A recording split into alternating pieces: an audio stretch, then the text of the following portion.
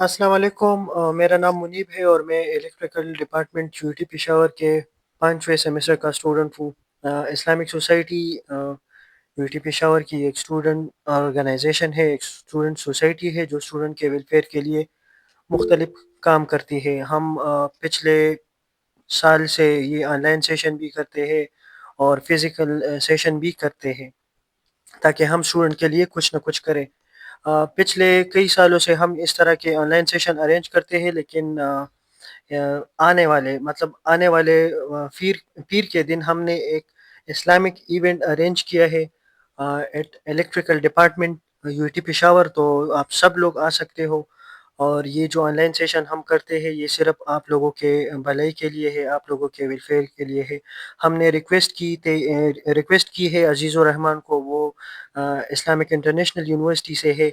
वो आप लोगों के साथ अपना इल्म शेयर करेंगे, जितना आप लोग इससे सीख सकते हो सीखे। अ, ये बहुत इम्पोर्टेंट वेबिनार होने जा रहा है, तो आप सब लोग जो है इसको टाइम दें और तवज्जो से सुने। आप लोगों का जो भी क्वेश्चन होगा, जिस बात की समझ ना आए, तो हमारे अजीज़ रहमान जो है वो आप लोगों को गाइड करेगा। इसके अलावा भी अगर आप लोगों को बाद में समझ ना आए तो आप इनके साथ कांटेक्ट भी कर सकते हैं। मैं इनका नंबर, इनकी इजाज़त लेके इनका कांटेक्ट नंबर फिर आप लोगों के साथ ग्रुप में शेयर कर लूँगा। तो हम बाकायदगी से अपने वेबिनार का आगाज़ करते हैं। तो अज़ीज़ुर रहमान भाई, अगर आप मुझे सुन रहे हैं तो प्लीज़ आप कंटिन्यू कर लें।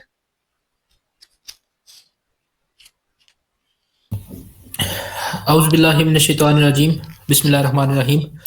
अस्सलाम वालेकुम। आई होप तमाम लोग खैरियत से होंगे। तो आज के इस सेशन को जो है वो प्रॉपर हम कंटिन्यू करते हैं। तो जैसे कि आप तमाम लोगों को आज का जो टॉपिक है वो पता है। हमारा जो आज का टॉपिक है वो है डाटा सेंटर इंफ्रास्ट्रक्चर। सबसे पहले जो है वो अपना इंट्रोडक्शन मैं आपको थोड़ा सा करवा देता हूँ और उसके बाद जो है वो फिर हम अपने प्रॉपर वेबिनार को कंटिन्यू करते हैं। माई सेल्फ अजीज़ुर रहमान और मेरा ताल्लुक इंटरनेशनल इस्लामिक यूनिवर्सिटी इस्लामाबाद से है and I am final year student. और अल्हम्दुलिल्लाह इस समर में जो मेरी इंटर्नशिप थी वो मुझे सऊदी अरेबिया में करने का मौका मिला। डाटा सेंटर में मेरी जो है वो इंटर्नशिप हुई और अल्हम्दुलिल्लाह I got recommended for job. और इंशाल्लाह ताला इस डिग्री के बाद मुझे जो है वहाँ पे जॉब भी मेरी कंटिन्यू हो जाएगी। और इसके अलावा आपके साथ अपना एक्सपीरियंस भी शेयर करूँगा।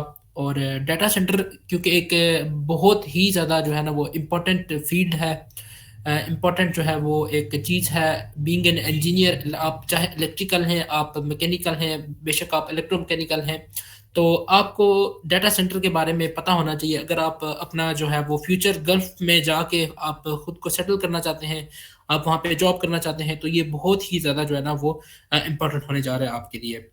तो अगर आपको मेरी वॉइस में कोई इंटरप्शन आती है, मेरी वॉइस आपको शेयर आवाज़ नहीं आती या मेरी स्क्रीन जो है वो शेयर होनी स्टॉप हो जाती है, तो आप ज़रूर मुझे बताइएगा। तो मैं जो है वो अपनी स्क्रीन आपकी तरफ जो है वो शेयर कर लेता हूँ। ओके। और अभी जो है वो मेरी स्क्रीन आप तमाम लोगों की तरफ विजिबल है, तो अभी हम जो है वो अपने वेबिनार का स्टार्ट करते हैं। एंड पे जो है वो आप तमाम लोगों के इंशाल्लाह ताला मैं क्वेश्चंस भी लूँगा और मैं कोशिश करूँगा कि मैं उनको क्लियर करूँ।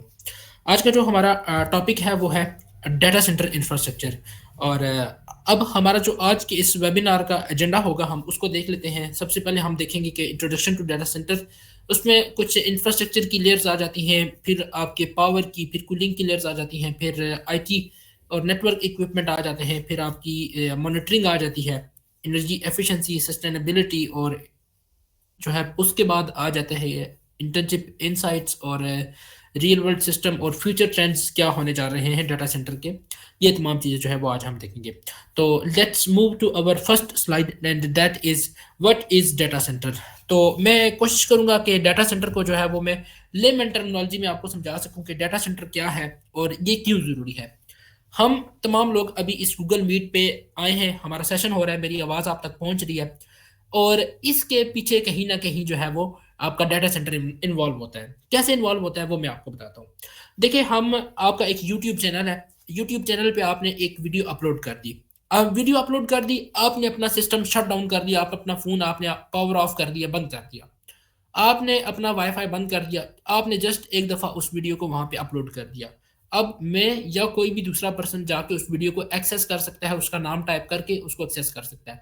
वो आप कैसे एक्सेस कर सकते हैं? वो आप डाटा सेंटर की हेल्प से जो है वो वहाँ पे डिफरेंट सर्वर्स लगे होते हैं, आपकी जो रिक्वायरमेंट होती है वो आप यहाँ पे लिखते हैं और डिफरेंट सर्वर से जाके आप अपने उस वीडियो तक पहुँचते हैं। हमारे डाटा सेंटर में इसी तरह के सर्वर्स होते हैं, इसी तरह के जो है ना स्टोरेज इक्विपमेंट्स होते हैं, ठीक है? इसी तरह की फायरवॉल्स होती हैं और इसी तरह के जो है ना वो आपके मुख्तलिफ स्विचेस होते हैं। ये तमाम चीज़ें जो है वो डाटा सेंटर के अंदर होती है और इन्हीं चीज़ों को जो है वो हमने मैनेज करना होता है, ऑपरेट करना होता है, ठीक है? बीइंग एन इलेक्ट्रिकल इंजीनियर हमारा जो था इंटर्नशिप वो ऑपरेशन टीम में थी। तो इसमें 2 जो है ना वो टीमें होती हैं। एक होती है प्रोजेक्ट टीम, ठीक है? जो कि जब डाटा सेंटर आपका बन रहा होता है तो उस टाइम जो है ना वो प्रोजेक्ट टीम होती है, उसको बना रही होती है, जितने भी अंदर इक्विपमेंट लग रहे होते हैं उनको लगा रही होती है। जब वो एक दफ़ा लग जाते हैं तो फिर ऑपरेशन टीम जो है वो उसको मॉनिटर करती है, उसको ऑपरेट करती है। बेसिकली डाटा सेंटर आपका जो है ना वो इतना क्रिटिकल एनवायरनमेंट होता है, इतना क्रिटिकल होता है कि आपका डाउन टाइम जो है ना वो 10 सेकंड भी नहीं होना चाहिए, 20 सेकंड भी नहीं होना चाहिए। डाउन टाइम का मतलब क्या है कि आपकी जो वहाँ पे पावर है ना, पावर का फेलियर है, वो आपका 10 सेकंड का भी सर नहीं होना चाहिए। अगर हो गया तो बहुत मसला बन जाता है, क्योंकि ये इतना क्रिटिकल होता है कि जो है ना वहाँ पे पूरे जो है ना वो दुनिया के सर्वर्स, पूरी दुनिया की बड़ी-बड़ी वेबसाइट्स के डेटा वहाँ पे पड़े होते हैं और अगर वो कहते हैं ना फलाँ, हम सुनते होते हैं कि फलाँ जो है जगह का सर्वर डाउन हो गया, वो यही रीज़न होती है उसके पीछे। तो उसमें फिर हम अब देखते हैं कि हमारा डाटा सेंटर क्या होता है, फिर स्टेप बाय स्टेप हम हर जो है ना इसके इंफ्रास्ट्रक्चर को देखेंगे और I will try my best कि मैं आपको जो है ना वो 100% जो मेरा नॉलेज है वो मैं आपके साथ शेयर कर सकूँ। तो डाटा सेंटर होता क्या है? बेसिकली डाटा सेंटर आपकी एक ऐसी फैसिलिटी होती है जो डिफरेंट ऑर्गेनाइजेशंस यूज करती हैं अपने क्रिटिकल एप्लीकेशन और डाटा को हाउस करने के लिए। क्रिटिकल डाटा, क्रिटिकल एप्लीकेशंस, मिसाल के तौर पे आपके पास आपका जो है ना वो मोबाइल फ़ोन में आपका ईज़ी पैसा अकाउंट होता है, आपके बैंक की ऐप होती है, तो इनका जितना भी डाटा होता है ये किसी न किसी डाटा सेंटर के अंदर पड़ा होता है। आप किसी भी टाइम चाहें तो आप उसको एक्सेस कर सकते हैं। ठीक हो गया? ये जो बड़ी-बड़ी ऑर्गेनाइज़ेशंस होती हैं, जैसे कि आप गूगल को देख लें, आप माइक्रोसॉफ्ट को देख लें, आप यूट्यूब को देख लें, आपकी जो बड़े-बड़े बैंक्स होते हैं आप इनको देख लें, इनके सारे अब ये जो बहुत बड़ी कंपनीज़ होती हैं, इनके तो डाटा सेंटर भी अपने होते हैं, मतलब वो खुद डाटा सेंटर के ओनर होते हैं।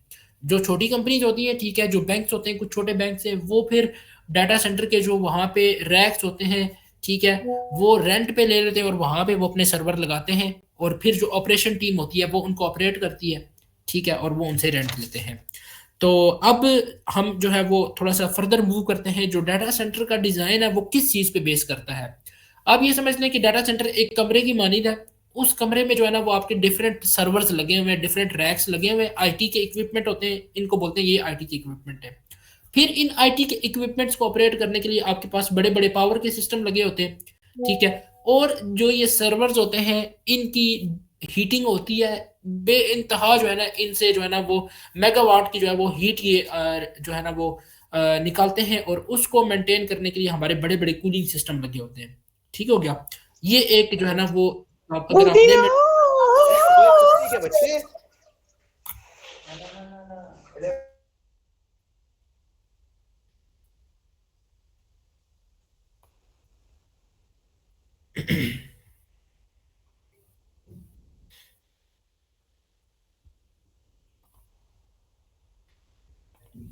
जी, तो कंटिन्यू करते हैं अपने टॉपिक को। तो हमारा जो मुनीब भाई, अगर कोई भी प्रॉब्लम आई तो आप प्लीज़ मुझे पर्सनल में टेक्स्ट कर दीजिएगा। अगर मेरी वॉइस शेयर ना हुई या मेरी स्क्रीन रुक गई तो आप मुझे पर्सनल में टेक्स्ट कर दीजिएगा। ओके, तो अब जो हमारे की कंपोनेंट्स होते हैं डाटा सेंटर के वो क्या होते हैं? हमारे जो की कंपोनेंट्स होते हैं वो होते हैं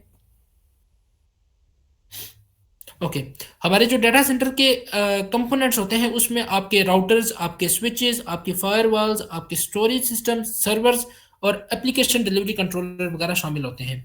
मैंने कोशिश की है कि मैं कुछ विजुअल्स जो है वो ऐड कर सकूं जिससे आपको अंदाजा हो सके कि डाटा सेंटर क्या होता है। बेसिकली ये जो देख ले, ये जो है वो आपके सर्वर्स वगैरह लगे हुए हैं, ठीक है। ये ऊपर से ब्लैक जो है ये इनको पावर मिल रही होती है। ये एक पर्सन है, ठीक है, सर्वर्स को जो है ना वो रैक इन और रैक आउट कर रहा है। उसके बाद ये भी एक डाटा सेंटर की जो है ना वो आपको पिक्चर नज़र आ रही है, ये केबल ट्रेस वगैरह है, यहाँ से जो है ना वो आपके केबल्स वगैरह आ रही होती हैं, आपकी फाइबर की केबल्स होती हैं, और ये भी एक पिक्चर है डाटा सेंटर की। इस तरह के लंबे लंबे कॉरिडोर्स होते हैं, ठीक है, और यहाँ पे आपका इस तरह का डाटा सेंटर होता है। अब हम मूव करते हैं जी, लेयर बाय लेयर हम देखते हैं ये हमारा जो लेयर स्ट्रक्चर है डाटा सेंटर का, उसमें क्या क्या चीज़ें शामिल होती हैं। सबसे पहले तो सर आपकी आती है आईटी की लेयर, हम इसको भी मजीद देखेंगे। हमारी इलेक्ट्रिकल की लेयर, हमारी मैकेनिकल इंफ्रास्ट्रक्चर होता है, सिक्योरिटी की लेयर होती है, और फिर जो मोस्ट इंपॉर्टेंट होता है management layer. Okay, now further move करते हैं। तो मैंने कोशिश की है कि मैं आपको एक जो है ना वो ब्रॉडर इमेज दे सकूं, आपको एक अच्छे तरीके से समझा सकूं, क्योंकि जब इंसान किसी चीज़ को देखता है तो उसको ज़्यादा अच्छे तरीके से अंडरस्टैंड करता है। बेसिकली ये हमारा एक डाटा सेंटर का मैप है।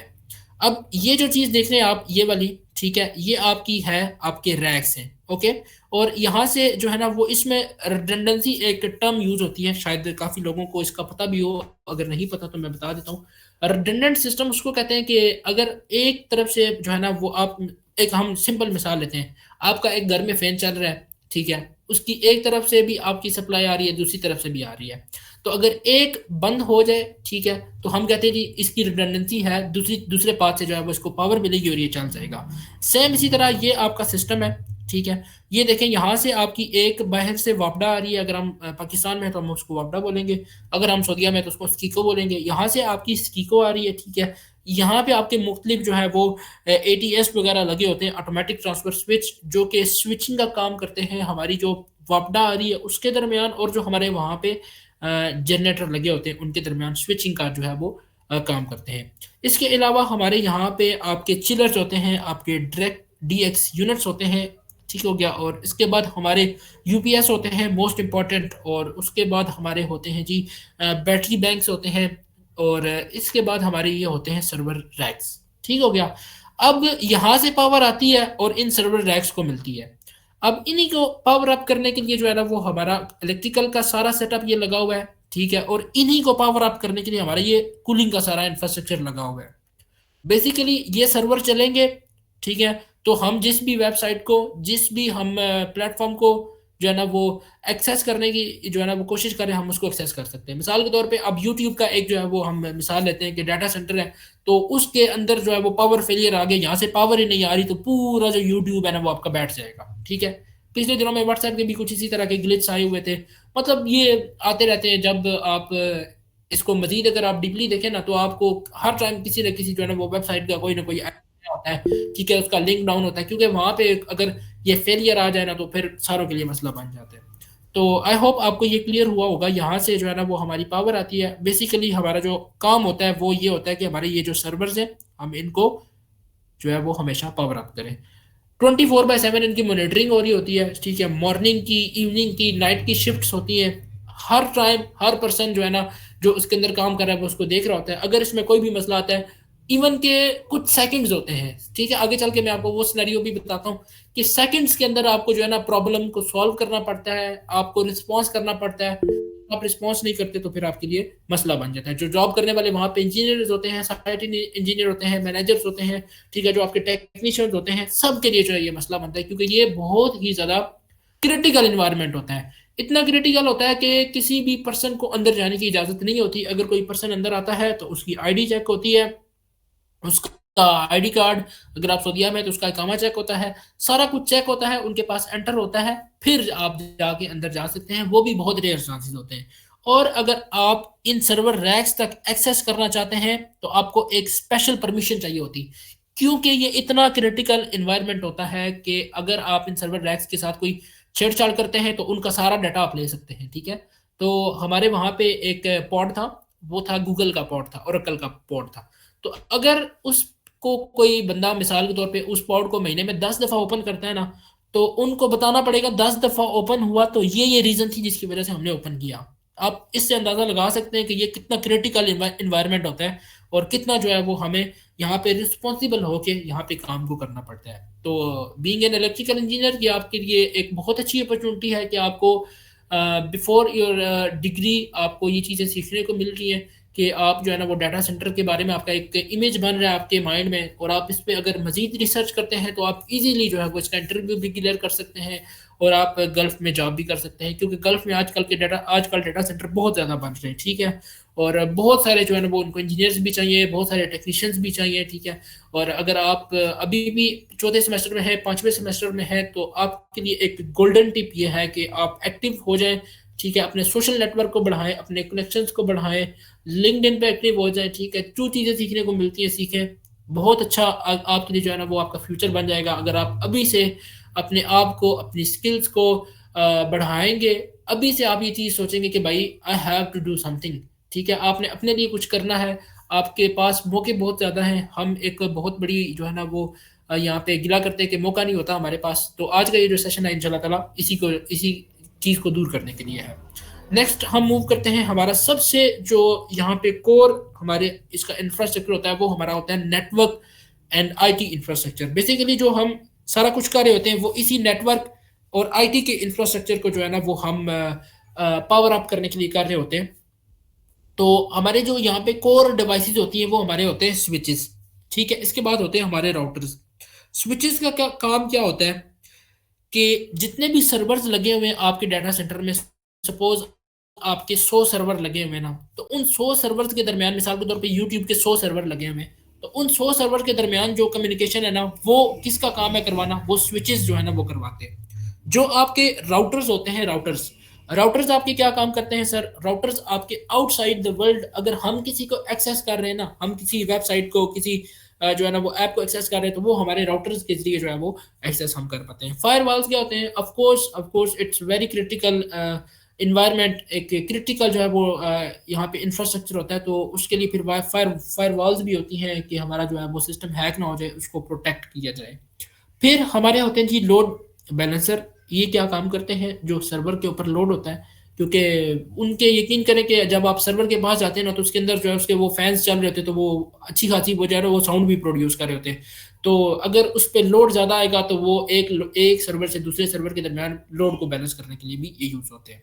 उसके बाद हमारे जो है ना कुछ यहाँ पे चीज़ें मैंशन हैं कि उस पर फाइबर होती है। फाइबर की जो है ना वो बड़ी बड़ी केबल्स आपके डाटा सेंटर में आती हैं, ठीक है। और वहाँ पे जो है ना फाइबर का भी एक बहुत बड़ा क्रिटिकल इंफ्रास्ट्रक्चर होता है, ठीक है। और काफ़ी ये कम्प्लेक्स चीज़ें होती हैं। अगर आप एक्सपीरियंस पर्सन हैं, अगर आपको आपकी फील्ड में इंटरेस्ट है तो आप इसको बहुत अच्छे से कर सकते हैं, लेकिन अगर ये तमाम चीज़ें नहीं है तो आप डाटा सेंटर में जॉब नहीं कर सकते, क्योंकि वो एक इतनी रिस्पॉन्सिबिलिटी वाला काम है कि आपको अगर कोई टेक्स्ट आ गया रात को 12-1 बजे भी ना, तो आपको उसका रिस्पॉन्स करना पड़ेगा। और अगर आपको साइट पे जाने की ज़रूरत है तो भी आपको जाना पड़ेगा, क्योंकि यहाँ पे जो है ना वो आप ये समझ लें कि वहाँ पे 1 घंटे का जो है ना वो तकरीबन हमारे डाटा सेंटर में जहाँ पे मेरी इंटर्नशिप थी 24 to 2500 यूनिट्स 1 घंटे के जो है ना वहाँ पे कंज्यूम हो रहे हैं। तो आप ये समझ लें कि वो कितना क्रिटिकल जो है ना वो इंफ्रास्ट्रक्चर है।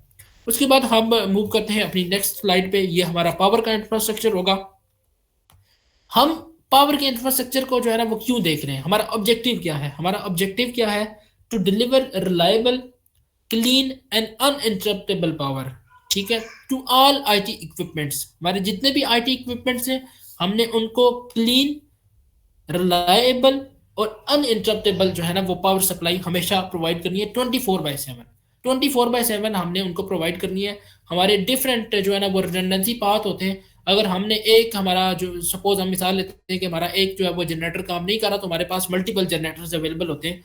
ये नहीं है कि भाई जब अगर आपने किसी एक जनरेटर की मेंटेनेंस करनी है तो आपने सारे सिस्टम को बंद करना है, नहीं, बिल्कुल ऐसा नहीं होता। तो अब हम पाथ देख लेते हैं कि हमारा जो है वो पावर फ्लो क्या होता है। सबसे पहले हमारा होता है ग्रिड की सप्लाई होती है। ग्रिड की सप्लाई जो आ रही होती है उसके आगे आपके होते हैं जी ट्रांसफार्मर या आपका जनरेटर। ट्रांसफार्मर और जनरेटर होते हैं, उसके बाद आपके होते हैं ATS, automatic transfer switch. The same term there is another term relevant to this, that is static transfer switch. Automatic transfer switch भी कुछ जो है वो टाइम लेता है, कुछ सेकंड्स लेता है स्विच करते हुए। और स्टैटिक ट्रांसफर स्विच जो होता है वो बहुत हम यकीन करें कि मिली सेकंड या माइक्रो सेकंड जो है ना वो टाइम लेता है स्विच करने में एक पावर से दूसरी पावर के दरमियान, ठीक है। जैसे कि अब ग्रिड से पावर आ रही है तो उसके साथ स्विच करने में जो है ना वो एसटीएस जो है ना वो आपका वो इससे भी कम टाइम लेता है। उसके बाद आपके होते हैं जी यूपीएस, बड़े बड़े यूपीएस 400 किलोवाट 600 किलोवाट के जो है ना वो आपके यूपीएस होते हैं। और बैटरी बैंक्स होते हैं, बहुत बड़े बड़े बैटरी बैंक्स होते हैं। यकीन करें कि एक यूपीएस के साथ आपकी 150 बैटरीज लगी होती हैं, 150 140 बैटरीज एक यूपीएस के साथ लगी होती हैं। और उसके बाद जो है ना वो आपकी यूपीएस से पावर होके आपकी कहाँ पे जाती है, आपके पीडीयू, ठीक है, पावर डिस्ट्रीब्यूशन यूनिट्स होते हैं आपके सर्वर के जो है ना वो डिफरेंट सर्वर्स में पावर डिस्ट्रीब्यूट करने के जो है ना यूनिट्स होते हैं, और उसके बाद आपके एंड पे आ जाते हैं आपके सर्वर रैक, जिसके लिए हम ये सारा कुछ कर रहे हैं। तो अब जैसे कि मैंने आपको पीछे मैप में भी दिखाया था, हमारे दो पाथ होते हैं, ठीक है, रिडंडेंट पाथ, फ्लो पाथ ए और पाथ बी। अब यहाँ पे आगे चल के हम देखते हैं कि टायर टायर एक जो है ना वो इसकी स्पेसिफिकेशन होती है, tyre 1, tyre 2, tyre 3 and tyre 4। तो ये आपके दो पाथ होते हैं आपके पावर के, ठीक है। डाटा सेंटर में आपकी पावर दो तरफ से आ रही होती है, ठीक हो गया। एक ग्रिड ए से आ रही होती है, एक ग्रिड बी से आ रही होती है। यहाँ पे आपके दो पाथ के जो है ना वो फ्लो होते हैं, एक में अगर कोई इशू आ जाए तो दूसरा जो है ना वो आपको सपोर्ट करता है। उसके बाद जो है वो हम power quality monitoring, continuous tracking, यकीन करें कि 24/7 जो है ना वो आप उसको डाटा सेंटर इंफ्रास्ट्रक्चर मैनेजमेंट या बिल्डिंग मैनेजमेंट सिस्टम से आप उसको देख रहे होते हैं, ठीक है। 24/7 एक पर्सन उसके आगे बैठा उसको देख रहा होता है, ठीक है। एक पूरी नॉक की टीम होती है, वो भी उसको बैठ के देख रही होती है। अगर कोई एक एक अलार्म भी आ जाता है, ठीक है, एक वहां पे एक रैक के पास, एक सर्वर के पास थोड़ा सा टेम्परेचर भी हाई हो जाता है ना, तो जो है ना वो उन लोगों के लिए एक मसला बन जाता है। फौरन से फौरन वो उसको खत्म करने की, उसको क्लियर करने की कोशिश करते हैं। तो आपने जो है ना वो अब चीज़ों को साथ साथ इसको कंटिन्यू करना है, देखना है। अगर कोई सवाल होगा तो वो इंशाल्लाह मैं एंड पे ज़रूर क्लियर करूंगा। इसके बाद हमारा जो ये पावर का इंफ्रास्ट्रक्चर ये हो गया। अब हम मूव करते हैं हमारा आगे जो चीज़ हम जिसको देखेंगे वो हमारे होते हैं यूपीएस और हमारी बैटरी। अब हम यूपीएस यूज़ क्यों कर रहे हैं? यूपीएस को यूज़ करने के दो मकसद होते हैं। सबसे पहला मकसद तो ये होता है कि जब हमारी पावर सप्लाई आ रही है आपकी वापडा से आ रही है, तो अगर उसमें कोई मसला आ गया तो आपके जनरेटर ऑटोमेटिकली ऑन होंगे, ऑटोमेटिक ट्रांसफर स्विच से, ठीक है। एटीएस से आपके जनरेटर ऑन होंगे। जनरेटर को ऑन होते हुए कुछ टाइम चाहिए होता है। कितना टाइम चाहिए होता है? तकरीबन 18-20 सेकंड जो है ना उसको चाहिए होते हैं चलने के लिए। तो जब तक आपका जनरेटर चलेगा ना, उस टाइम ये जो आपका यूपीएस है वो आपके जो आपका आईटी का लोड है उसको चलाएगा, ठीक हो गया। एक काम ये होता है इसका। दूसरा काम ये होता है कि जब आपका पावर आ रही है, पीछे से वापडा से आ रही है पावर, फिर भी जो आपका यूपीएस होता है ये उस पावर को क्लीन करके जो है ना वो आगे आपके सर्वर तक प्रोवाइड करता है उसको, क्योंकि उसको क्लीन पावर चाहिए होती है। कोई भी अगर उसमें सर्ज हो गया, कोई भी उसमें स्पाइक हो गया ना, तो वो आपके सर्वर के लिए जो है ना वो मसला बन सकता है। और एक सर्वर की प्राइस यकीन करें कि मिलियंस में भी जाती है, ठीक है। तो उसमें डिफरेंट जो है वो हमारे बैटरीज यूज होती हैं। ये बैटरीज भी आपको जो है ना वो चॉइस टू चॉइस वेरी करती हैं कि आपका डाटा सेंटर का जो डिज़ाइन है वो किस तरह का किया गया है। नए डिज़ाइन में जो है ना वो लिथियम आयन बैटरीज भी यूज़ कर रहे हैं, लेकिन जो हमारा डाटा सेंटर था उसमें VRLA बैटरीज यूज़ कर रहे थे। और उस पर प्रॉपर सेंसर्स होते हैं जिनसे आप उसको मॉनिटर कर रहे होते हैं। बैटरी का temperature and everything will be monitor through building management system, जिसको हम कहते हैं BMS। और ये जो बैटरीज आपको मैंने बताई कि 150 बैटरीज लगी होती है, तो ये 150 बैटरीज एक यूपीएस के साथ जस्ट आपको 10 to 15 मिनट का बड़ी मुश्किल से जो है वो बैकअप देती है, ठीक है। तो आप ये सोचे कि इतना आगे लोड चल रहा है, 150 बैटरीज है वो 10 to 15 मिनट जस्ट बैकअप दे सकती है, ठीक है। ये 150 बैटरीज में आपको एक यूपीएस के साथ बता रहा हूँ। इस तरह के आपके पास 40-50 यूपीएस हो तो फिर आप हिसाब लगा लें, हजारों में बैटरीज भी बन जाती हैं। तो ये हमारा यूपीएस और बैटरीज का जो है ना वो आपका काम होता है डाटा सेंटर के अंदर। उसके बाद हमारे आ जाते हैं जनरेटर। जनरेटर आपकी जो है ना यूपीएस 10 से 15 मिनट चलेंगे। उसके बाद हम क्या करेंगे, बड़े बड़े आपके जनरेटर्स लगे होते हैं, ठीक है। इसकी भी प्रॉपर जो है वो ऑन लोड टेस्ट, आपके ऑफ लोड टेस्ट जो है ना वो मंथली बेसिस पे होते हैं, शेड्यूल होते हैं, क्वार्टरली, ईयरली, ठीक है। और एनुअली आपके जो है ना इसके भी on load test, off load test schedule होते हैं, वो आप परफॉर्म करते हैं, ठीक है। आप इसके ऑयल को, आप इसके जो फ्यूल होता है उसको 24/7 जो है वो मॉनिटर किया जा रहा होता है। अगर कोई भी उसमें जो है ना वो कमी पेशी आती है तो फौरन से फौरन आप उसको कोशिश करते हैं कि आप उसको क्लियर कर रहे हैं। उसके बाद the very important and interesting thing is cooling. क्योंकि मेरा जो बैकग्राउंड है, मैं एक इलेक्ट्रिकल इंजीनियरिंग का स्टूडेंट हूँ, फाइनल ईयर स्टूडेंट हूँ। तो कूलिंग जो है ना मेरे लिए मैकेनिकल का था, HVAC का, इलेक्ट्रोमैकेनिकल की ये चीज़ें थी, तो ये मेरे लिए न्यू थी। तो ये सीखने का मौका मिला अल्हम्दुलिल्लाह जहाँ पे मेरी इंटर्नशिप थी। तो जब आप डाटा सेंटर ऑपरेशन टीम में जाते हैं ना, तो अगर आप इलेक्ट्रिकल इंजीनियर हैं तो आपको मैकेनिकल इंजीनियर की भी जो है वो चीज़ें देखनी पड़ती हैं, और अगर आप मैकेनिकल है तो आपको इलेक्ट्रिकल की भी चीज़ें देखनी पड़ती है। सो आपने खुद को प्रिपेयर करना है electrical and for mechanical both. Mechanical अगर आप इंजीनियर है तो आपको मैकेनिकल की सारी चीज़ें पता होनी चाहिए, और इलेक्ट्रिकल की चंद चीज़ें आपको पता हो बेसिक तो चल सकता है। और अगर आप इलेक्ट्रिकल है तो मैकेनिकल की आपको चंद चीज़ें पता हो तो आपको जो है ना वहाँ पे इंशाल्लाह जॉब ज़रूर मिलेगी। तो एंड पे कुछ जो है वो क्वेश्चंस भी लेंगे, तो उसमें जो है ना वो मजीद आपका जो है वो रोड मैप जो है वो भी क्लियर हो जाएगा। तो अब हमें वहाँ पे कूलिंग क्यों चाहिए होगी, जो हमारा डाटा सेंटर का इंफ्रास्ट्रक्चर है उसमें आपको कूलिंग क्यों चाहिए होती है। जो हमारे सर्वर्स होते हैं वो हीट प्रोड्यूस करते हैं, बहुत ज़्यादा हीट प्रोड्यूस करते हैं। उस हीट को कम करने के लिए, ख़त्म करने के लिए, क्योंकि जब हीट ज़्यादा होगी तो आपका सर्वर डैमेज हो जाएगा। तो उस हीट को जो है वो कम करने के लिए हमारे बड़े बड़े चिलर्स लगे होते हैं, हमारे कूलिंग के सिस्टम लगे होते हैं, जिससे हम उस हीट को मेंटेन करते हैं और अपने सर्वर्स को कूल रखते हैं। ठीक हो गया। हमारा जो आइडियल टेम्परेचर होता है सर्वर के करीब, ठीक है, पूरे डाटा सेंटर के अंदर, वो होता है आपका 18 टू 24 25, ये इसकी लिमिट होती है।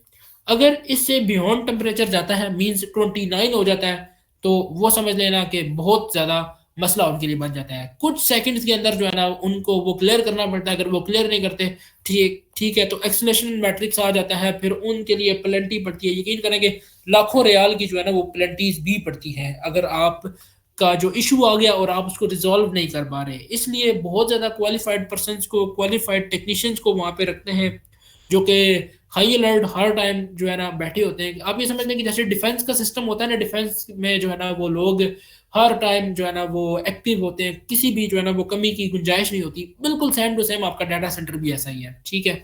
तो अब हम जो है वो यहाँ पे मुख्तलिफ इक्विपमेंट्स होंगे उनको देख लेते हैं। तो हमारा जो कूलिंग का सिस्टम होता है बेसिकली वो बेस्ड करता है, जो बड़े कूलिंग के सिस्टम्स होते हैं वो चिलर पे बेस करते हैं, ठीक है। दो सिस्टम्स होते हैं, दो तरह की कूलिंग होती है। एक होती है कंफर्ट कूलिंग, ठीक है, और एक होती है जो है रिक्वायर्ड कूलिंग, या हमारी जो जिसको हम अपनी मर्जी से जो है ना वो कंट्रोल करते हैं। कंफर्ट कूलिंग ये होती है कि हमारे घर में रूम में एसी लगा हुआ है, ठीक है, खुद को कंफर्ट फील करवाने के लिए हमने एसी लगा लिया, ओके, बंद भी हो गया एसी, कोई मसला नहीं है।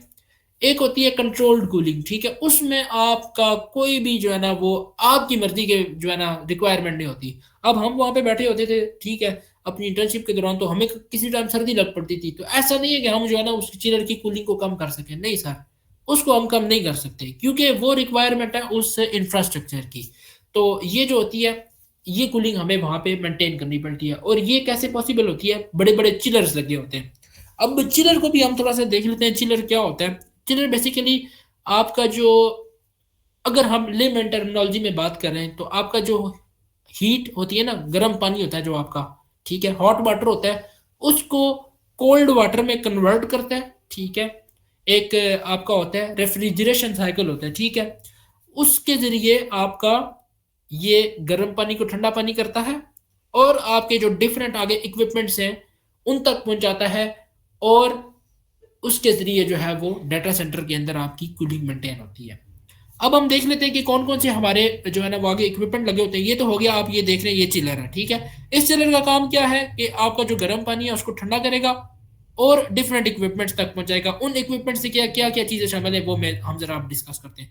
वो आपके होते हैं क्रैक, या आपके होते हैं क्रा, computer room air controller, computer room air handler, ठीक है। हमारे जो डाटा सेंटर में लगे थे वो क्रा लगे हुए थे।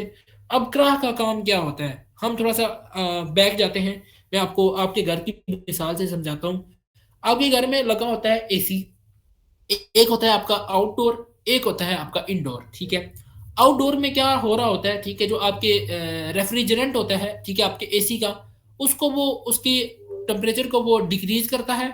और आपका जो इंडोर है उसके अंदर एक ब्लोवर लगा होता है, वो जो है ना वो ब्लो करता है, और जो एयर होती है वो आपकी ठंडी होके आपके रूम में आती है। सेम इसी तरह ये आपका जो चिलर है ये आपके पानी को क्या करता है, ठंडा करता है। ठंडा करने के बाद ये जो करा के अंदर आता है, बेसिकली करा आप ये समझ लें कि जैसा आपका एक अलमारी नहीं होती, इसकी तरह का करा होता है। इसकी मैंने पिक्चर नहीं डाली। तो करा के अंदर आपके बड़े बड़े ब्लोअर्स लगे होते हैं, ठीक है, फिर उसमें आपके ह्यूमिडिफायर लगे होते हैं, डी ह्यूमिडिफायर लगे होते हैं, ठीक है। और वहाँ पे आपकी सेट पॉइंट्स आपने सेट किए होते हैं, और आप क्या जो क्रा होता है उसके ब्लोवर्स जब मूव करते हैं तो उसके अंदर, क्रा के अंदर आपकी फिन्स लगी होती हैं, जिन फिन्स में, जिन पाइप्स में जो है वो आपका ठंडा पानी सर्कुलेट कर रहा होता है। और जब आपका फैन ब्लो करता है तो उसकी हवा जो है वो उन फिन्स के साथ, उन पाइप्स के साथ जो है वो टकराती है, और उसकी हवा जो है वो ठंडी होती है और आपके जो आईटी के लोड्स हैं उन तक पहुंचती है, और आईटी का जो इंफ्रास्ट्रक्चर है, आईटी के जो हमारे सर्वर्स हैं, तो उनकी जो हीट है उसको हम कंट्रोल करते हैं। ठीक हो गया। ये हमारा हीट को रिमूव करते हैं, ठीक है। और कोल्ड एयर जो है वो हमारे, जो हमारी पॉड्स होती हैं जहाँ पे हमारे सर्वर लगे होते हैं वहां तक पहुंचाते हैं। उसके बाद हमारा यहाँ पे चिल्ड वाटर सिस्टम, जिसको हम कह रहे हैं चिलर। अब आपके जो चिलर लगे होते हैं, अब चिलर के करीब आपके जो है ना वो सेकेंडरी पंप्स होते हैं, आपके प्राइमरी पंप्स होते हैं, ठीक है। आपके थर्मल स्टोरेज टैंक्स होते हैं, ठीक है। और उसमें डिफरेंट केमिकल्स के जो है ना वो पंप्स भी होते हैं, जिनसे आप इन जो है ना वो इस वाटर में अगर कोई केमिकल हो तो उसको भी जो है ना वो आप रिमूव करते हैं। इसमें एक केमिकल होता है चिल्ड वाटर सिस्टम में, जिससे जो है ना वो आपके पाइप को जो है ना कोरिजन वगैरह नहीं लगता। और आपके जो थर्मल स्टोरेज टैंक होते हैं, आप ये समझ लें कि जैसे पावर का फेलियर आ जाए तो यूपीएस सपोर्ट करता है, अगर चिलर का कोई फेलियर आ जाए तो आपका थर्मल स्टोरेज टैंक जो है वो सपोर्ट करता है। क्योंकि थर्मल स्टोरेज टैंक में जो है ना वो ठंडा पानी होता है, वहां से आप ठंडा पानी जो है ना वो बिल्डिंग के अंदर भेज सकते हैं, ताकि जो चिलर का फेलियर है 5-7 मिनट का, उसको जो है ना वो कवर किया जा सके। ये होता है हमारा चिलर। चिलर के साथ डिफरेंट इक्विपमेंट्स होते हैं। आपको रेफ्रिजरेशन साइकिल पता होना चाहिए, आपको सेकेंडरी पंप का क्या काम होता है, प्राइमरी पंप का क्या काम होता है, ठीक है। और आपके थर्मल स्टोरेज टैंक्स का क्या काम होता है, और डिफरेंट किस्म के इसमें वॉल्व वगैरह शामिल होते हैं, उनका क्या काम होता है, ठीक है। कंडेंसर का क्या काम होता है, कंप्रेसर का, ठीक है। इक्विलाइजर का क्या काम होता है, ठीक है। और आपका जो डिफरेंट इक्विपमेंट से चिलर के रिलेटेड, उसको भी आपको पता होना चाहिए, क्योंकि गल्फ में जो है वो गर्मी बहुत ज़्यादा होती है। चाहे आप सऊदीया की बात करें, आप दुबई की बात कर लें, आप यूएई के किसी भी जो है ना वो सिटी की बात कर लें, तो वहाँ पे गर्मी बहुत ज़्यादा होती है, तो जिसकी वजह से वहाँ पे गुजारा जो है वो चिलर ही कर सकता है, ठीक है।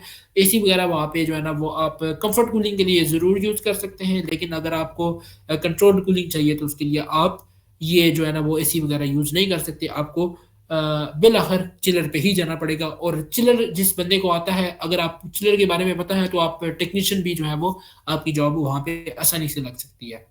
तो ये हो गया, हमने देखा चिलर क्या होता है, हमने देखा क्राह क्या होता है, ठीक है। उसके बाद एक जो है ना वो इक्विपमेंट होता है जिसको कहते हैं एफसीयू, फैन कॉइल यूनिट। ये भी आपका जो है वो क्राह की तरह का होता है, लेकिन ये जो है ना वो छोटे, जहाँ पे हमारा सिस्टम छोटा होता है, जहाँ पे ज़्यादा, बहुत ज़्यादा कूलिंग नहीं चाहिए होती, वहाँ पे हम जो है वो फैन कॉइल यूनिट्स का यूज़ करते हैं। वर्किंग मैकेनिज्म क्राह का और एफसीयू का बिल्कुल सिमिलर होता है। तो आपने जो है ना वो अगर खुद को प्रिपेयर करना है इसके लिए, तो आपको एफसीयू को भी देखना पड़ेगा। इसके बाद जो है वो हमारे राइज फ्लोर कूलिंग होती है, और hot and cold Aseel containments भी होते हैं। अब ये क्या चीज़ होती है, अब जो हमारे सर्वर्स होते हैं, हमारे जो रैक्स होते हैं, वो एक कंट्रोल इन्वायरमेंट में लगे होते हैं, उसको ना चारों तरफ से, उसके दरमियान चारों तरफ से उसको कवर किया जाता है। अब उसके एक साइड से जो है ना वो अपनी हीट को जो है ना वो बाहर कर रहा होता है, ठीक है। और दूसरी तरफ से जो है वो उसको कूलिंग मिल रही होती है, और इस तरह जो है ना वो मेंटेन रहता है। उस चीज़ को कहते हैं hot and cold Aseel containment, ठीक हो गया। और हमारे जो है राइज फ्लोर कूलिंग भी यूज होती है। राइज फ्लोर कूलिंग का मतलब क्या है कि जो है ना वो जो आपका फर्श होता है, जो आपका फ्लोर होता है, यहाँ से जो है ना वो आपकी जो कूलिंग यहाँ से ऊपर आए। मिसाल के तौर पे आपका जो ये इंडोर होता है, ये दीवार के साथ लगा होता है ना, आप इसको यूं समझ लें कि आपकी जमीन में अगर आपके फ्लोर पे ये लगे हुए ना, फ्लोर में से, ठीक है, तो हम उसको राइज फ्लोर कूलिंग कहते हैं। ये हमारा यहाँ का होता है। अब टेम्परेचर जो है वो मैंने आपको पहले बताया था, 18 to 27 जो है वो टेम्परेचर होता है। बेसिकली 24 से ऊपर जब टेम्परेचर चला जाए तो वो आपको अलार्म देना शुरू कर देता है। एक बहुत ही इंपॉर्टेंट चीज़ होती है, वो होता है वहाँ पे अलार्म। डिफरेंट तरह के आपको जो है ना वो अलार्म देखने को मिलते हैं। मिसाल के तौर पे आपको कभी टेम्परेचर का अलार्म मिल गया, कभी आपको स्मोक का अलार्म मिल गया। तो ये आजकल का जो डाटा सेंटर का इंफ्रास्ट्रक्चर होता है ना, उसमें ये तमाम चीज़ें बड़ी इंपॉर्टेंट होती हैं। अब जो भी चीज़ आपने मॉनिटर करनी है ना, वो सेंसर्स के जरिए जो है ना वो मॉनिटर हो रही होती है। डिफरेंट सेंसर्स आपके होते हैं, स्मोक सेंसर होते हैं, एएसडी होते हैं, ठीक है, आपके टेम्परेचर के सेंसर होते हैं, ठीक है, और आपकी डीपीटीज लगे होते हैं, मुख्तलिफ किस्म के जो है वो आपके सेंसर लगे होते हैं जो 24/7 एक्टिव होते हैं। एक सेंसर नहीं होता सर, हजारों सेंसर्स होते हैं, और ये सारे आपको जो डाटा होता है वो कहाँ पे, बीएमएस पे, आपकी बिल्डिंग मैनेजमेंट सिस्टम के जरिए आपकी मॉनिटरिंग स्क्रीन पे हर टाइम जो है ना आप इसको देख रहे होते हैं, आप इसको मॉनिटर कर रहे होते हैं, क्योंकि ये बहुत ही ज़्यादा क्रिटिकल सिस्टम होता है। तो अगर कभी टेम्परेचर का अलार्म आ जाए तो हम जाके चेक करते हैं। पहले तो हम बीएमएस से चेक करते हैं कि क्या मसला हो गया है, किस जगह पे पूरा जो है वो आपको ये भी बताता है आपका बीएमएस के किस जगह पे टेम्परेचर, कौन से सेंसर पे टेम्परेचर ज्यादा आ रहा है। आप वहां पे फौरन से 1-2 मिनट के अंदर अंदर आप उस जगह पहुंचते हैं, पहुंच के आप चेक करते हैं एयर फ्लो ठीक है, आपका सेट पॉइंट ठीक है, आपका चिलर, आपका क्रा जो है वो काम कर रहा है, आप उसके पैनल में से कुछ चेंजिंग करते हैं और उसके बाद आप उसको जो है ना वो रिमूव कर देते हैं। अगर आपका रिमूव नहीं होता, अलार्म एक आपका रिमूव नहीं होता, जब तक वो रिमूव नहीं होता आपने उसको जो है ना उसके साथ काम करना आपने नहीं छोड़ना। ठीक हो गया, आप उसके काम करेंगे, वो ठीक हो जाएगा, देन आप अगला काम करेंगे। तो ये चीजें जो है ना वो आपको बताने का मकसद ये है कि आपके माइंड में एक ओवरव्यू बने कि ऐसे जो है ना वो डाटा सेंटर के अंदर काम हो रहा होता है। अब हम आगे मूव करते हैं जिस चीज का मैं आपको बार बार नाम लेके बता रहा था, मॉनिटरिंग स्क्रीन एंड बीएमएस। ठीक है, ये जो पिक्चर है ये मेरी अपने हाथों से क्लिक की हुई पिक्चर है। ये आप सामने एक स्क्रीन देख रहे हैं और यहाँ पे डिफरेंट किस्म के जो है ना वो अलार्म्स वगैरह आपको शो हो रहे हैं। अगर यहाँ से आपको विजिबल है तो ये देखें लिखा हुआ है DGP, digital gathering panel port 5B। इस तरह के जो है ना वो आपको अलार्म्स वगैरह देखने को मिलते हैं और इनको जो है ना वो आपने क्लियर करना पड़ता है। इस टाइम जो है वो देख लें, ये जो रेड कलर आपको नजर आ रहा है ये बहुत सारे अलार्म आए हुए थे क्योंकि मेंटेनेंस चल रही थी और मेंटेनेंस में जो है ना वो आपके अलार्म्स बिल्कुल आते हैं। इसके बाद जो है ना वो आपके सेंसर्स लगे होते हैं, आपके टेम्परेचर के, आपकी ह्यूमिडिटी के, आपकी डीपीटीज, आपकी स्मोक, आपके लीक डिटेक्शन सिस्टम। ये तमाम सेंसर जो है वो आपस में उनको कन्फिगर करके आपके बीएमएस स्क्रीन पे आपको 24/7 इसकी आपको मॉनिटरिंग यहाँ पे वो शो कर रहा होता है। आप हर चीज को यहाँ से बैठ के देखते हैं, कोई इशू आता है आप साइट पे जाके आप उस जगह पे जाके उसको फौरन से फौरन क्लियर करने की कोशिश करते हैं। उसके बाद एक यहाँ पे चीज होती है कि कुछ थ्रेश होल्ड जो है वो उन्होंने रखे होते हैं, जो ही उससे ऊपर जाता है तो वो अलार्म देना शुरू कर देता है। अलार्म ये नहीं कि कोई जो है ना वो जैसे सुबह का हम अलार्म लगाते हैं तो वो बोलना शुरू कर देता है, वैसे नहीं, आपको स्क्रीन पे ये अलार्म देना शुरू कर देता है। लेकिन लेकिन लेकिन जब आपका कोई स्मोक का अलार्म आ जाए तो पूरी बिल्डिंग के जो वो बोलने वाले अलार्म नहीं होते वो, ठीक है, वो इनेबल हो जाते हैं। जब वो इनेबल हो जाए तो फिर आपको बिल्डिंग कुछ 1-2 सेकंड के अंदर छोड़नी पड़ती है। और एक बहुत बड़ा डिफरेंस जो है वो पाकिस्तान में और मैंने सऊदीया में देखा कि वहां पे स्टैंडर्ड फॉलो किया जाता है। वहां पे हर चीज का standard as it is follow किया जाता है। ये नहीं कि भाई बस ठीक है काम चल जाएगा, नहीं, फॉलो करना है तो स्टैंडर्ड फॉलो करना है। यहाँ पे आप देखिए ये जितने बेशक ये 20-30 अलार्म आ रहे हैं तो हम ये नहीं कर सकते कि इन सेंसर को हम ऑफ कर दें, नहीं। अगर हम सेंसर्स को ऑफ करेंगे तो हमारा जो डाटा सेंटर का ओवरऑल इमेज है वो खराब होगा, क्योंकि इस डाटा सेंटर को सिर्फ हम नहीं देख रहे होते, इसको बेशुमार लोग बैठे हुए मॉनिटर कर रहे होते हैं। ये तो साइट पे लोग बैठे हुए, टेक्नीशियंस बैठे हुए, साइट इंजीनियर है, ठीक है, सुपरवाइजर है, आपका मैनेजर है, वो बैठा हुआ देख रहा है उसको, ओके। लेकिन बैक एंड पे जो कंपनी के ऑफिशियल्स होते हैं वो भी इसको 24/7 इसको मॉनिटर कर रहे होते हैं, क्योंकि यहाँ पे करोड़ों रियाल, लाखों रियाल की जो है ना यहाँ पे इन्वेस्टमेंट्स हुई होती है। तो इसका बहुत ज्यादा क्रिटिकल जो है ना वो इन्वायरमेंट होता है। अब हम आगे मूव करते हैं। अब हमारे यहाँ पे जो आजकल डाटा सेंटर में एक टर्म यूज होती है, पावर यूजेज इफेक्टिवनेस, पीयूई इसको बोलते होते हैं। तो आजकल 2017 2018 के बाद जो है ना वो ये पीयूई जो थी ना उसको टारगेट रखा गया कि 1.5 से नीचे नीचे हमने पीयूई को करना है। अब ये पीयूई बेसिकली होता क्या है, अब हमारे पूरे डाटा सेंटर में दो किस्म के लोड होते हैं। एक होता है आपका पावर का लोड, ठीक है, टोटल हमारा जिसमें आपका टोटल लोड हो जाता है, उसमें आपका आईटी का लोड भी आ जाता है, उसमें आपका कूलिंग का इंफ्रास्ट्रक्चर, आपके सिक्योरिटी के सिस्टम, आपका बीएमएस, इन तमाम चीज़ों का जितना भी लोड होता है ये डिवाइडेड बाय आपका जो आईटी का लोड होता है। मिसाल लेते हैं, आपका जो टोटल फैसिलिटी का लोड है वो आपका है 200 वाट है, मिसाल हम लेते हैं, और आपका जो है आईटी का लोड है वो है 100 वाट। अब 100 वाट आईटी का लोड है और 200 वाट जो है वो आपका टोटल लोड है। इस चीज का क्या मतलब है, आईटी को लोड चलाने के लिए तो हमें चाहिए ही चाहिए, ठीक है, हमें पावर चाहिए, लेकिन हमारा जो अदर देन आईटी के लोड है, आपके चिलर हो गए, ठीक है, आपके क्रा हो गए, ये जो सारा सिस्टम है इसको चलाने के लिए भी तो आपको पावर चाहिए ना। तो इन दोनों का जो रेशो होती है वो आपकी होती है पीयूई। और 2017 के बाद, 2017-2018 के बाद जो है वो इन्होंने ये डिसाइड किया था कि जो पीयूई होती है इसको कम से कम करना है। कम से कम करने का मतलब क्या क्या फायदा होगा, जो आपका सारा का सारा पावर है ना वो आपकी आईटी पे लगेगी। हमने सर्वर्स ऐसे बनाने हैं जो कि हीट कम से कम जो है ना वो रिमूव जो है ना वो बाहर निकाले, ठीक है, उनसे कम हीट जो है वो रिलीज हो, ताकि हमारा जो सिस्टम है वो एफिशिएंट हो सके। क्योंकि हमारी जो आजकल की रिक्वायरमेंट है, आपने देखा होगा सस्टेनेबिलिटी की हम तरफ जा रहे हैं, हमारा जो है वो कम से कम हम पावर को कंज्यूम कर रहे हैं। पहले जहाँ पे वो 100 वाट के बल्ब यूज होते थे वहां पे 12 वाट जो है ना वाट के आ गए। उसके बाद हमारी जो ईवीज थी वो इंट्रोड्यूस करवा दी गई है, सारी जो कंजप्शन थी उसको कम से कम करने की तरफ जो है ना वो हम जा रहे हैं। हमारी ऑयल की कंजप्शन, हमारी गैस की कंजप्शन, ठीक है, वो कम हो रही है, सिर्फ और सिर्फ किस लिए कि जो हमारा सस्टेनेबिलिटी के जो गोल्स है, एसडीजीज है, उसको हम जो है वो अचीव कर सके। तो यहाँ पे भी उन्होंने ये टारगेट रखा हुआ है कि 1.5 से जो है ना वो आपकी पीयूई नीचे ही होनी चाहिए। अब ये कौन रखता है, ये स्टैंडर्ड कौन सेट करता है? बेसिकली आपने देखा होगा कि कुछ जगहों पे जो है ना वो लिखा होता है आईएसओ। किसी ऑर्गेनाइजेशन को जब हम रजिस्टर करवाते हैं ना तो उसका आगे लिखा होता है ISO/15, कुछ इस तरह का जो है ना एक नंबर लिखा होता है। तो ये एक इंटरनेशनल ऑर्गेनाइजेशन होती है जो कि इनको रजिस्टर करती है और उनको जो है ना वो सर्टिफिकेट्स वगैरह देती है। तो इसी तरह डाटा सेंटर की जो है ना वो एक इंस्टीट्यूट है, उसको कहते हैं जी अप टाइम इंस्टीट्यूट। तो अप टाइम इंस्टीट्यूट जो है ना वो आपके डाटा सेंटर को कैटेगराइज करता है। डिफरेंट कैटेगरीज होती है डाटा सेंटर की। टायर 1 होता है, टायर 2 होता है, टायर 3 होता है एंड टायर 4 होता है। तो ये भी आगे चल के हम देखते हैं कि टायर 1 क्या होता है, टायर 2 क्या होता है, टायर 3 क्या होता है, और टायर 4 आपका डाटा सेंटर क्या होता है। और उसके बाद जो है ना वो आपकी रीन्यूएबल एनर्जी इंटीग्रेशन भी जो है वो आपकी इंक्लूड होती है, आपकी एआई बेस्ड प्रिडिक्टिव कूलिंग भी होती है, और आपका एफिशिएंट एयर फ्लो मैनेजमेंट, ये चीज़ें भी देखी जाती है। अब एफिशिएंट एयर फ्लो मैनेजमेंट क्या है, जैसे कि थोड़ी देर पहले मैंने आपको एक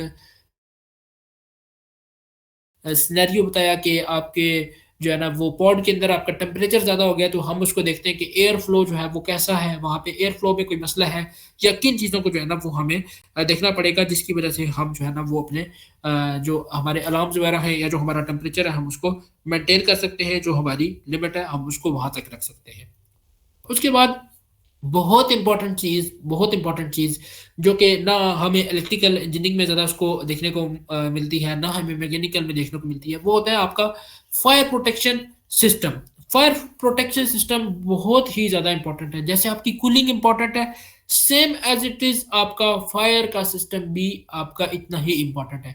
पाकिस्तान में तो बहुत जो है ना वो कम फायर के प्रोटेक्शन के लिए चीज़ें यूज़ होती हैं। अगर यूज़ हो भी रही है ना तो अनफॉर्चुनेटली मुझे बड़ी जो है ना वो हैरत की बात है कि वो चल रही नहीं होती है, उनका चेक एंड बैलेंस नहीं होता, जबकि वहाँ पे फायर का सिस्टम बहुत ही ज़्यादा जो है ना उसको मैनेज किया जाता है, मेंटेन किया जाता है, ताकि हमारा अगर कोई मसला आ जाए, कोई आग लग जाए, ठीक है, कहीं पे, तो फौरन से फौरन हम उसको कवर कर सकें। क्योंकि वहाँ पे लाखों करोड़ों रियाल्स की लोगों की इन्वेस्टमेंट्स होती हैं, उनको हमने बचाना होता है।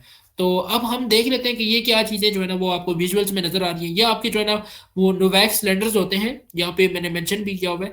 एक नोवैक जो है वो गैस होती है, उसके ये सिलेंडर्स होते हैं, और आप यकीन करें कि इस सिलेंडर की, जो एक सिलेंडर की नोवैक के सिलेंडर की प्राइस होती है वो तकरीबन जो है ना वो 14 लाख रियाल, 10 लाख रियाल इसकी प्राइस होती है एक सिलेंडर की। ठीक है, तो इस तरह के कम से कम 150-200 लगे होते हैं। तो आप ये सोच लें कि अगर 150-200 लगे हुए हैं तो ये कितने जो है ना वो कितना महंगा ये इंफ्रास्ट्रक्चर होता है, और कितने जो है ना वो यहाँ पे लोगों की इन्वेस्टमेंट्स होती हैं।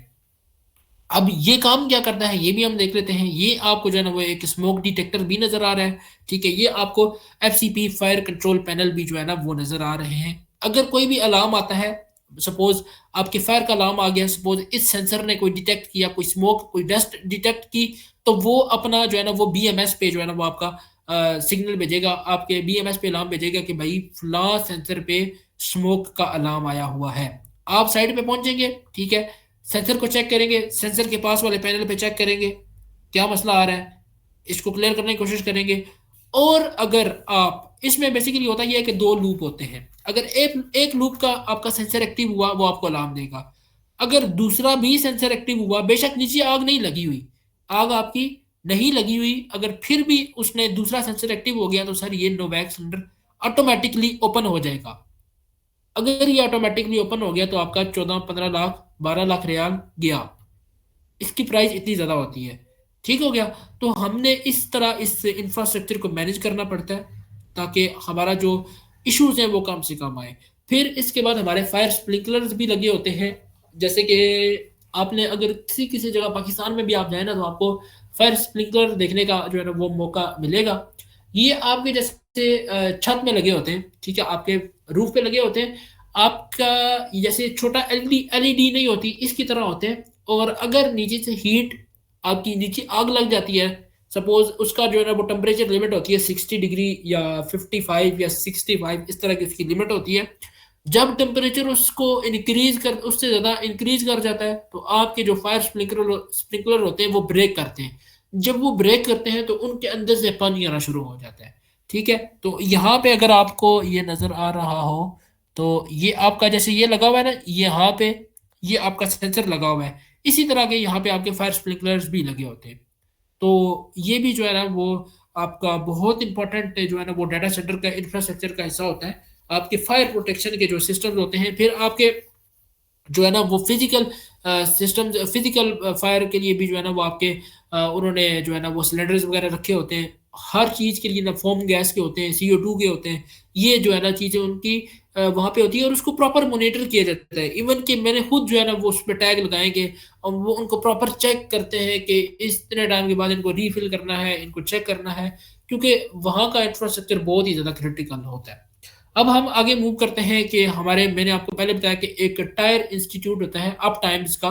ठीक है, अप टाइम्स का एक इंस्टीट्यूट है जो कि टायर की जो है ना वो कैटेगरीज डाटा सेंटर को असाइन करता है। मिसाल के तौर पे अब जो हमारा डाटा सेंटर था वो था टायर 3, वो इस कैटेगरी में आता था, टायर 3। ठीक है, अब टायर 1 क्या होता है, टायर 2 क्या होता है, टायर 3 और टायर 4, हम वन बाय वन इस चीज को डिस्कस करते हैं।